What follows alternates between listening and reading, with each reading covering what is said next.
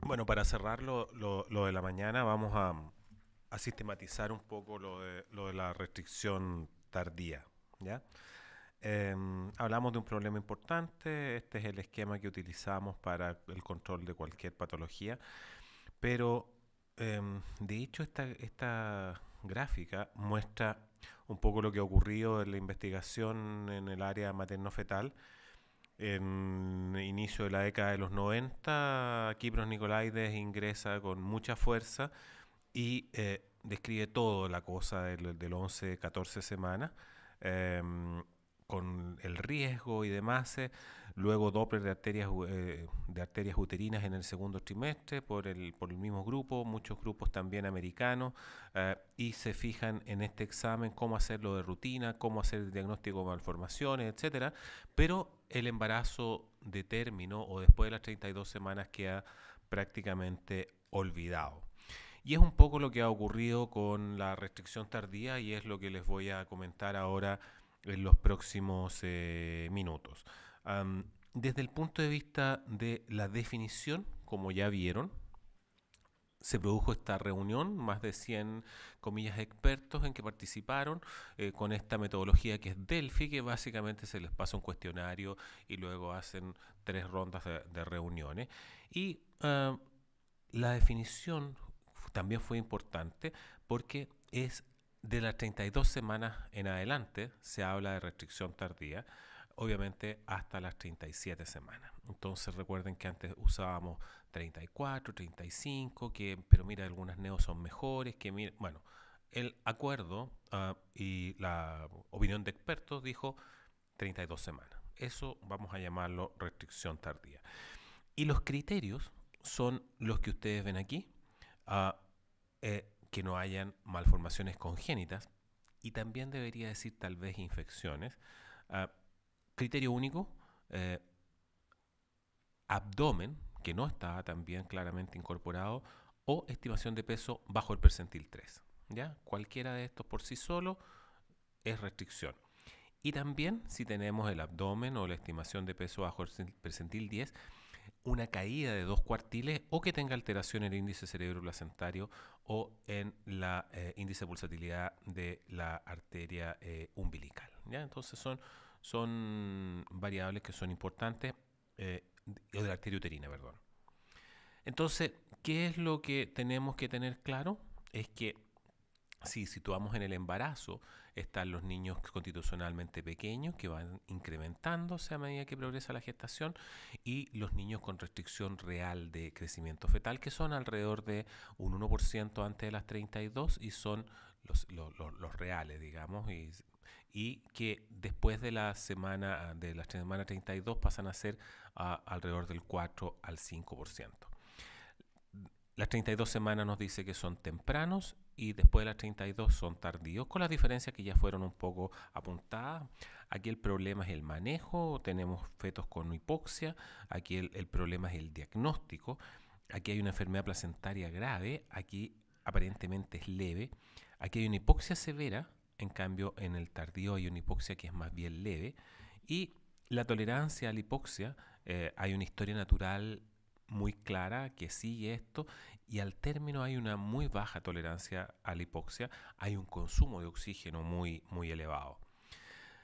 Desde el punto de vista del impacto, y esto para que ustedes vean cómo se dan las cosas, ¿se acuerdan que hace 5 años atrás el colegio americano sacó la regla de no partos o no cesáreas electivas antes de las 39, inducción antes de las 39 semanas? ¿Se acuerdan? Mira lo que pasó, un efecto con los mortinatos. Desde ese año en adelante los mortinatos comenzaron a aumentar. ¿Ya? Y no es que el efecto sea que el hecho de no poder hacer inducciones, se empezaron a morir más niños. No, sino que antes lo que ocurrían era que por azar, al haber inducciones por otra causa o interrupciones por otra causa, o por sospechas pequeñas, disminuía el número de pacientes con restricción de crecimiento intrauterino que progresaban más allá de las 39 semanas Y esta cifra es importante y ustedes ven que ahí se produce este incremento y que cuando lo vemos en una curva con mayor amplificación, y esto de acá vemos que él subió de 1,05 a 1,16 el riesgo de mortinato. Y es un poco por lo que les digo. Recuerden que el esquema americano no hay 11-14, hay prácticamente solamente el ultrasonido de las 18 semanas y nada más. Después es indicado. ¿Ya?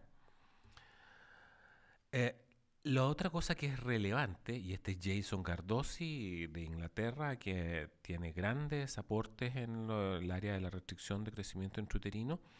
Primero, dos aportes importantes. Primero, que hasta eh, se decía que los niños, los mortinatos, de los cuales un tercio son hacia el término, cerca del 70% no tenían etiología.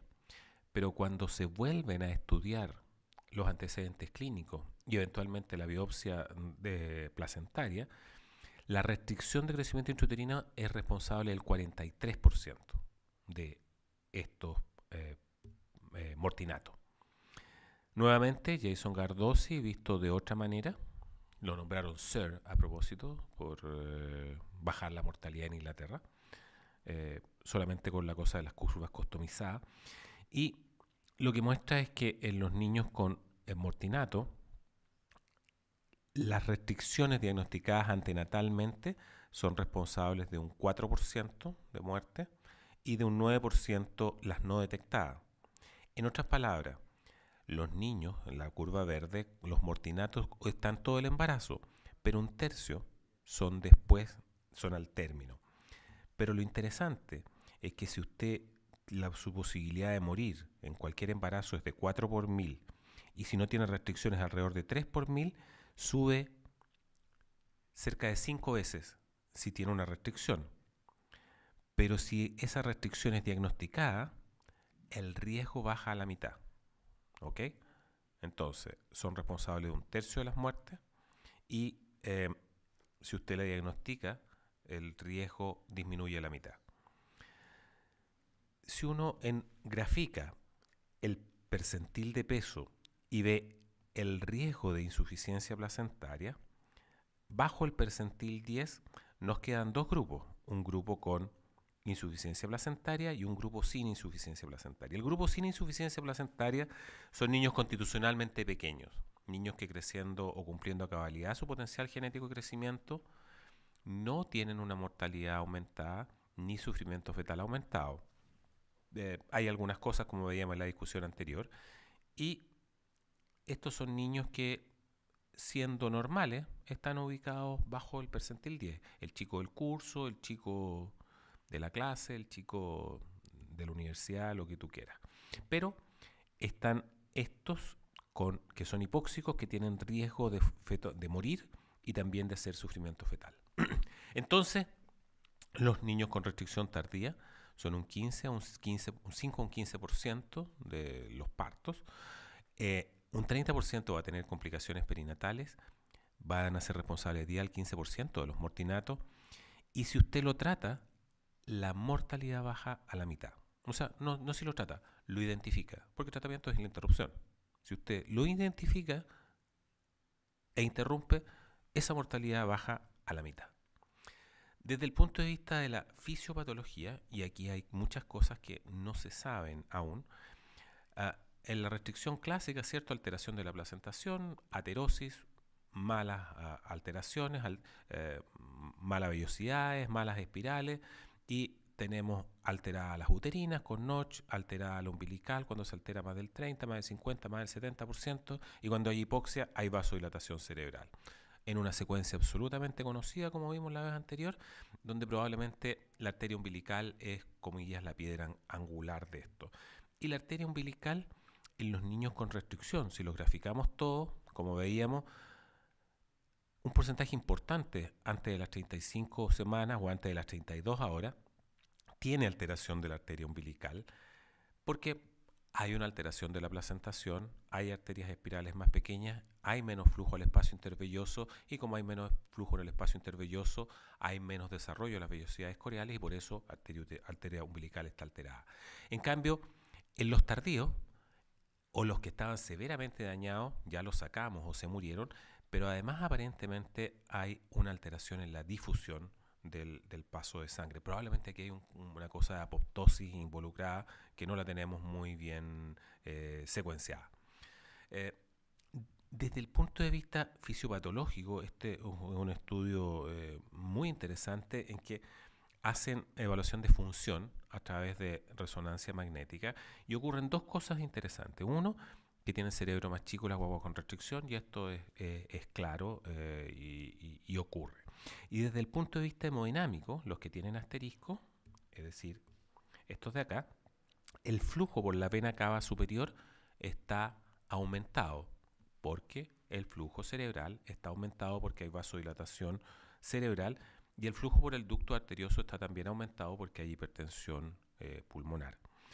Y está también el flujo por la pulmonar disminuido, aumentada la resistencia pulmonar y aumentada la resistencia periférica total, y el flujo por la umbilical está también disminuido. O sea, los niños con restricción tardía tienen también un problema hemodinámico de bajo flujo y de hipoxia que no es tan severo como los precoces.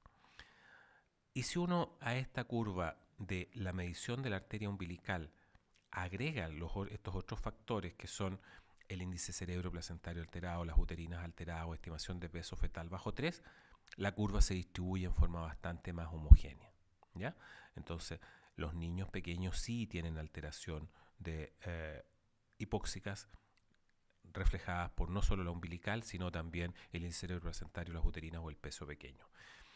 El problema sí es que como el efecto es muy leve, el efecto es muy leve también en la arteria umbilical y el efecto principal es vasodilatación cerebral, pero vasodilatación cerebral es respuesta frente a hipoxia y el paso de ahí a que el bebé entre en una falla multisistémica es nada. Entonces ese es el problema severo del manejo. Del punto de vista de la evaluación fetal, algo que ya habíamos visto, en el primer trimestre las sensibilidades son alrededor de un 40% de predicción en el embarazo término. Aquí veamos este papel que ya fue mostrado, donde la posibilidad de identificar niños con restricción en el primer trimestre por factores bioquímicos y Doppler y historia es solo un 34%, es bastante pobre. Y aquí algunos resultados nuestros en que vemos que estos niños tienen un índice de pulsatilidad y presiones arteriales, las madres aumentadas precozmente en el embarazo y el modelo de detección puede predecir hasta el 70% de los fetos que van a hacer restricción antes de las 37 semanas, lo que es bastante bueno. Son resultados nuestros en Chile, con Mauro Parra. Si usted hace el examen a las 19-24 semanas, va a poder identificar estos porcentajes entre la 32 y la 36 y después de la semana 37, un tercio más o menos de los pacientes, que es un poco lo que habíamos visto también en los estudios previos, por lo tanto es bastante pobre, con las diferentes percentiles. Y si usted hace ecografía a las 30-34 semanas, sí se elevan para los que van a nacer antes de 5 semanas o después de 5 semanas, bastante más. Este otro papel era el que comentamos hace un rato y que son estos Pregnancy Outcome Prediction o POP. Y lo que muestra este examen en que se hicieron eco de rutina, eco por indicación, es decir, hay sospecha de restricción, crece menos la guata, se mueve menos y voy a hacer una ecografía, versus eco 32 y 36 semanas, en 1.100 niños con restricción de crecimiento intrauterino. Y los resultados fueron que si usted hace por indicación, va a diagnosticar el 20% de los niños con restricción, en cambio si lo hace de rutina, va a diagnosticar el 60%. ¿Ya? Y de eso, si usted los interviene, se muere la mitad. O sea, ya hay inmediatamente vidas que se salvarían con esto. Y ustedes ven también que los resultados son para la restricción severa también 2 veces de la sensibilidad. Y si uno lo mira en términos de cuánto aumenta la sensibilidad, 3 veces y 3 veces, ¿ya? Para cualquier restricción o para las severas. Por lo tanto, el ultrasonido de las 36 semanas probablemente va a ser una intervención, al igual que el Doppler de arterias uterinas en primer trimestre, que se va a agregar a nuestro listado. ¿Qué es entonces lo que probablemente hay que hacer desde el punto de vista de esquema de manejo? 11-14, alterada, aspirina. 22 semanas se clasifican en riesgo y las de alto riesgo siguen un seguimiento más ajustado a las 32, pero todas, incluidas las de moderada, digamos, irían a las 36 semanas. Solamente las de bajo riesgo, que son de un riesgo menor de 1 en 1000, que uno lo puede calcular en los programas, irían a no más exámenes, pero estos otros irían a este examen a las 36 semanas, con los cuales usted terminaría diagnosticando más del 80% de los niños con restricción de crecimiento intrauterino. Entonces, el paso 1 es que esto es claro, es una población de más riesgo, el esquema de predictivo requiere un examen a las 36 semanas probablemente, y ahí el paso siguiente es identificar si es un niño constitucionalmente pequeño o si es un niño con una restricción de crecimiento intrauterino. Para eso, lo que hacemos es el índice cerebroplacentario, las arterias uterinas y el peso. Si el peso está bajo 3 o está tan alto y bajo, bueno, es una restricción tardía. Los niños con restricción tardía tienen mayor riesgo, cerca de 10 veces, bueno, vamos a ver, es como 11 veces, riesgo de cesárea por sufrimiento fetal, Apgar bajo, acidosis, las admisiones a las neo y la morbilidad neonatal significativa. Cada uno por separado, la restricción de crecimiento intrauterino tiene significativamente más cesárea, más acidosis. La arteria uterina, más vasodilatación cerebral, más alteración cerebroplacentaria. Y la arteria cerebral media tiene más cesárea por distrés y cuando son PEC, los adecuados para la edad gestacional, los con restricción, y estos son los con restricción con cerebral normal y los restricción con cerebral anormal. ¿Qué es lo que es el índice cerebroplacentario? Es un truco matemático que maximiza dos mínimas diferencias al final del día, no es más que eso. Y si esta relación cae bajo 1,08, bajo 1, está alterada. Usted puede tener normal esta y normal esta, pero el índice va a dar alterado si es que está en el límite de la anormalidad. El índice cerebroplacentario tiene una sensibilidad que está alrededor del 60% para restricción de crecimiento intrauterino, y en este estudio, que es el estudio Porto, que estudió también niños con restricción de crecimiento intrauterino, vemos que el índice cerebroplacentario bajo 1 aumenta casi 12 veces el riesgo de tener malos resultados perinatales y aumenta también 11 veces la alteración del Doppler de la arteria uterina. El índice cerebroplacentario tiene evidencias para ver que por sí solo, más que usarlo por separado, tiene tiene utilidad. Bueno, la verdad que sí. Vean ustedes 7.000, casi 8.000 pacientes. Aumenta el riesgo de cesárea, aumenta el riesgo de ingreso a las neo. Claramente, los niños que tienen alterado el índice cerebroplacentario, su abdomen crece menos y la probabilidad de tener un abdomen pequeño es mayor en el grupo con restricción con baja índice cerebroplacentario.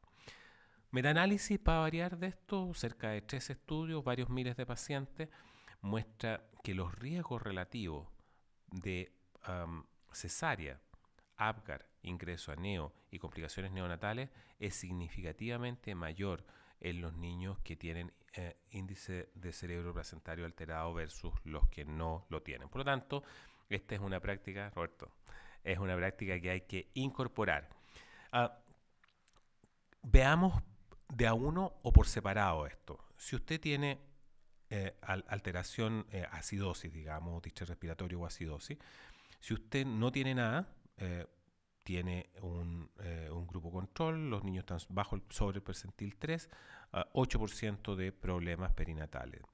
Si usted, a pesar de estar bajo el percentil 10, tiene todas estas cosas normales, su posibilidad es de 11%.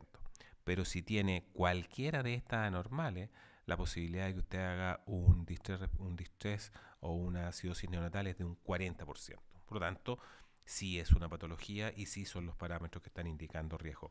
Del punto de vista de la evolución, hay como 3 tipos de restricción, como comentábamos, algunas de las precoces, en que tienen una muy baja latencia, no más de un mes, que parten precozmente y que mata. Una que es intermedia, que tiene una latencia bastante mayor y que da partos prematuros en general, pero que no mata, da morbilidad. Y esta que es la tardía, que es bastante lenta, pero que es complicado diagnosticarla porque probablemente el índice cerebroplacentario es la clave. ¿Cómo evolucionan?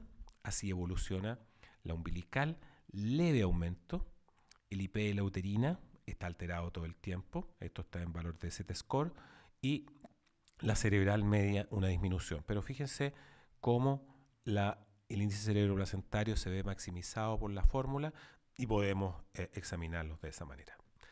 Entonces, en la restricción precoz nos preocupábamos de cuándo empezaba la sobrevía, como decíamos, a la semana 26, la sobrevía intacta era alrededor de la semana 28, pero al término y en la restricción tardía, el problema es otro. El problema es detectarla y identificar el mejor momento para la interrupción.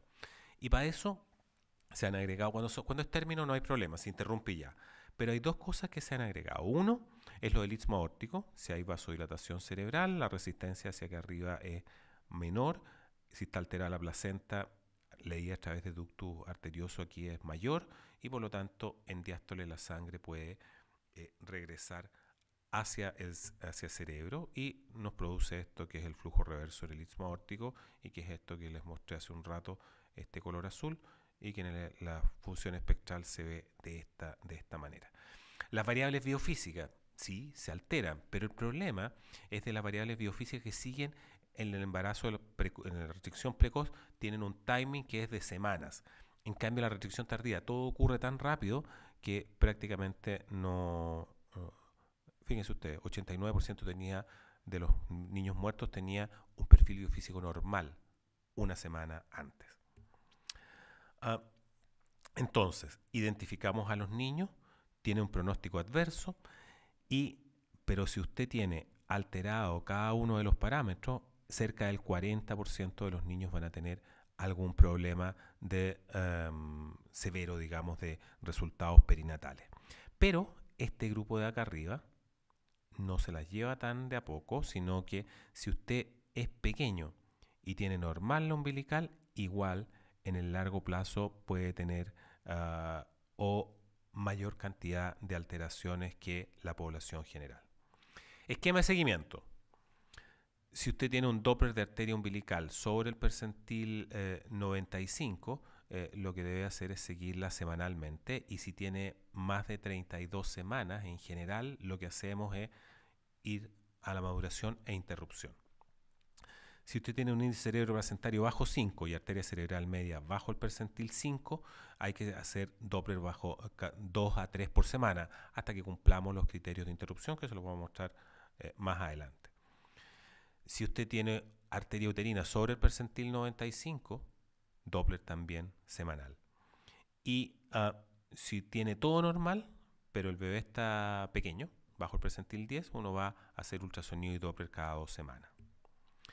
Criterios de interrupción, en la precoz ya la vimos, ¿cierto? Si es menos de 32 semanas, si el ducto venoso está normal, y aquí puede ser, si tiene entre 24 y 26 semanas, la verdad no hacemos nada, como les contábamos.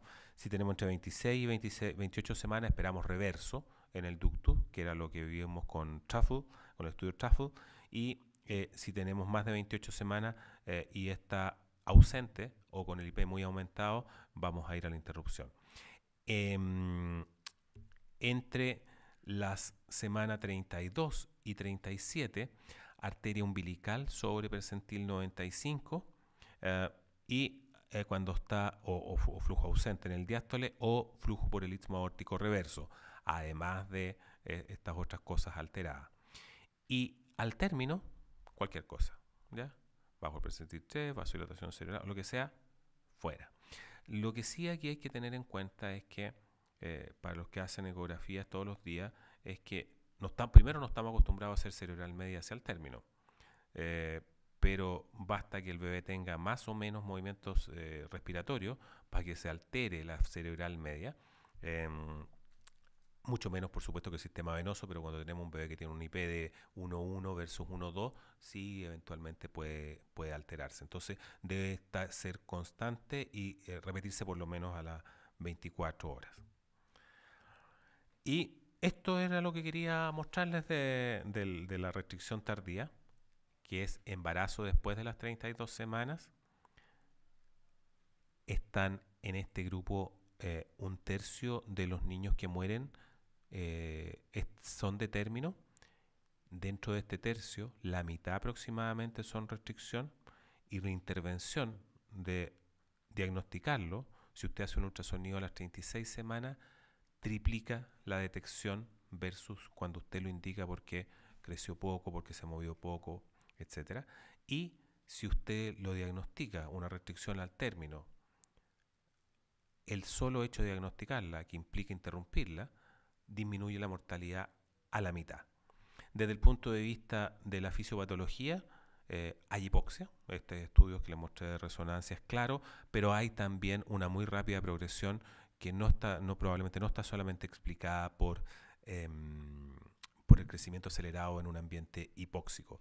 Desde el punto de vista de la evaluación fetal, los criterios claros son AGA cerebral media, estimación de peso, arterias uterinas, umbilical, ¿ya? Y la cerebral, el incerebro placentario es probablemente el que tiene mayor utilidad. Y desde el punto de vista de la interrupción, hacia el término, cualquier cosa, y entre las 32 y las 37, la arteria umbilical sobre el percentil 95, flujo ausente o istmo aórtico con flujo ausente va a implicar maduración e interrupción.